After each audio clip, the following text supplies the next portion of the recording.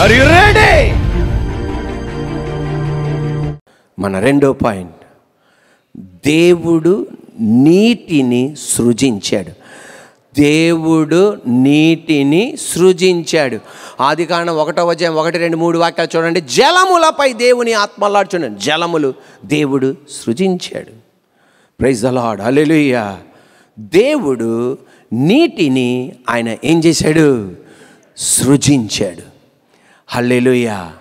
దేవుడు నీటిని సృజించాడు. మనం బావులు తవ్వాలి, అక్కడ నీళ్లు కనబడతాయి.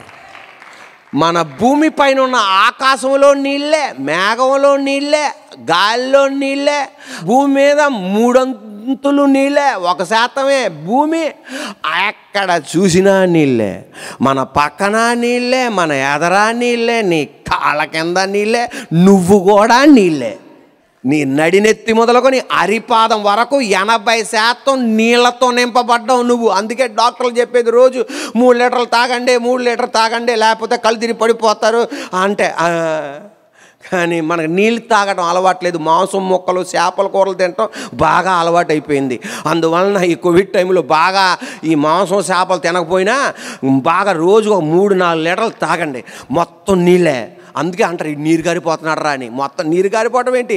80% నీళ్ళు. నీరు గారిపోతే ఇంకేం కారుతుంది? మొత్తం నీళ్ళే, 80% మనం నీళ్ళే. అంటే ఇక్కడ చెప్పేది, నీకు ఏమి కావాలో ఇచ్చా, నువ్వు తవ్వు కనబడిద్ది.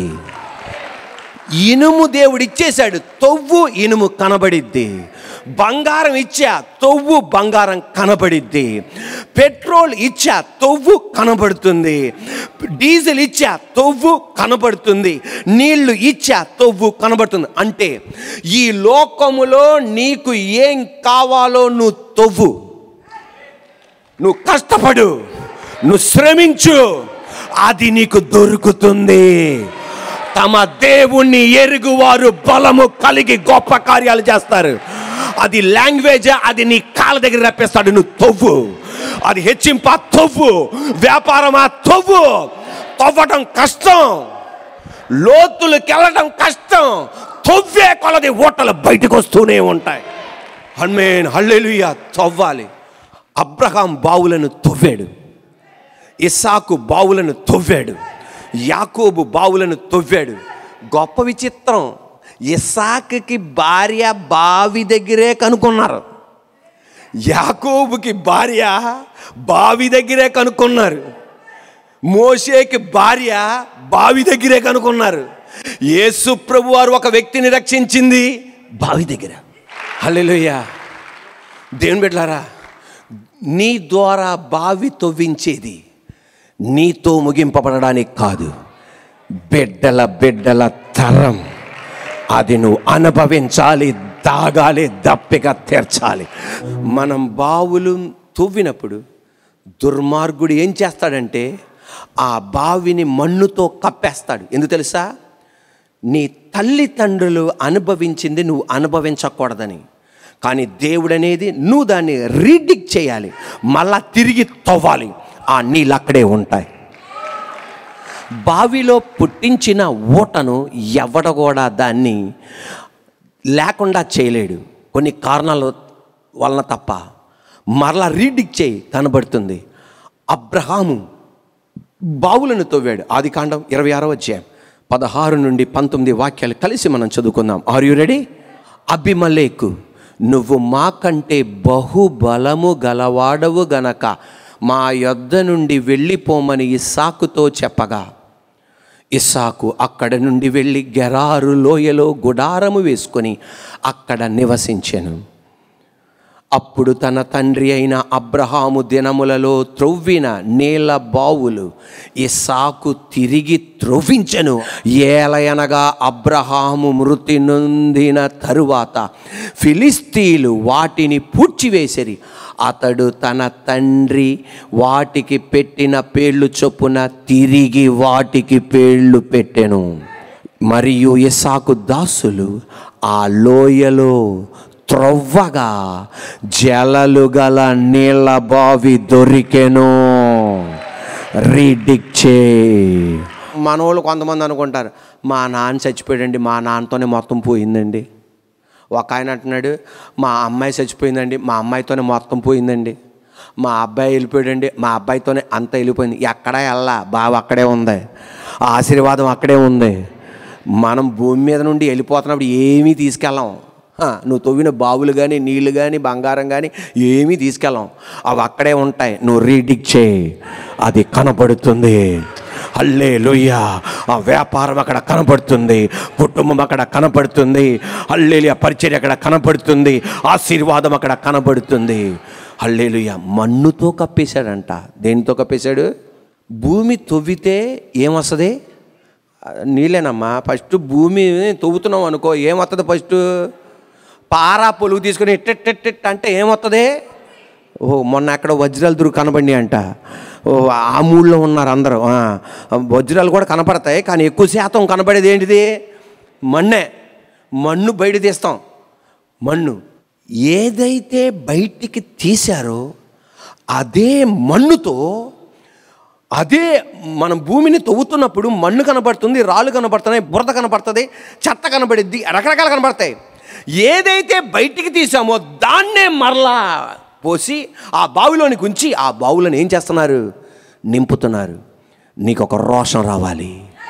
అది బావిలో ఉండవలసింది కాదు, అది బయటే ఉండాలా. హల్లెలూయా, హల్లెలూయా. నీలో నుండి దేవాది దేవుడు ఏమైతే తీసి నీళ్లు కనబడేది చేశాడో సాతానుగాడు మరలా దాంతో నింపుతాడు. నీకు ఒక రోషం రావాలి. అది నా హృదయంలో ఉండకూడదు, అది నా తలంపులో ఉండకూడదు, అది నా మనసులో ఉండకూడదు. అది బయటికే పారవేయాలి. అది బయటే ఉండాలి.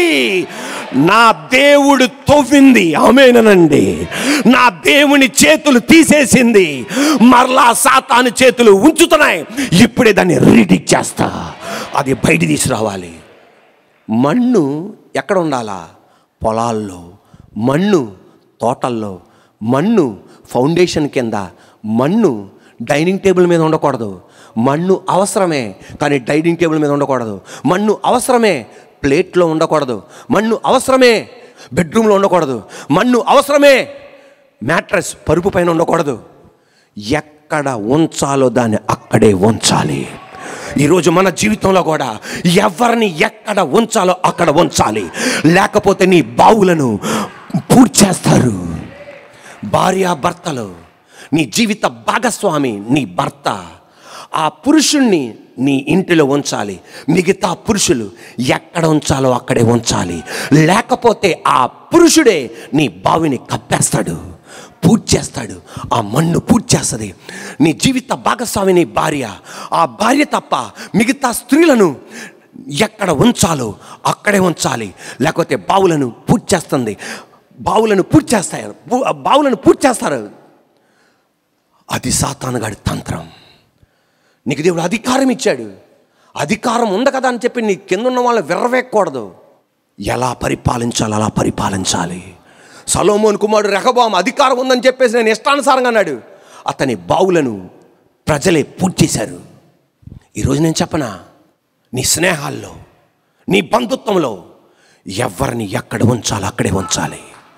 అలా ఉంచితే నీ బావులు పూడ్చబడవు, లేకపోతే వాళ్ళే పూడ్చేస్తారు.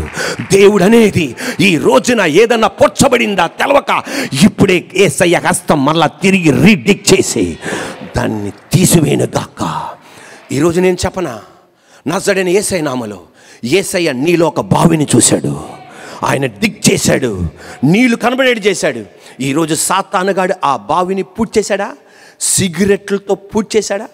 మత్తు పానీయాలతో పూడ్చేశాడా? దుష్టత్వంతో పూడ్చేశాడా? ప్రోనోగ్రఫీతో పూడ్చేశాడా? అంధకార చీకటి శక్తిలో పూడ్చేశాడా? ఈరోజు దేవునితో చెప్పాలి, ఈ మన్నును తీసివేయాలయ్యా, నా వలన కాదయ్యా, ఆయన మీద ఆధారపడు, ఆయన నీకు శక్తి ఇస్తాడు. నువ్వు అన్న బావిని సాతానుగాడు పూడ్చేశాడు, వాటన్నిటినీ నా దేవుడు బయటికి తీసేస్తాడు. మరలా నీళ్లు కనబడతాయి అక్కడ. హల్లెలూయా. ఆ నీళ్ళు అక్కడ కనబడతాయి. ఆమేన్.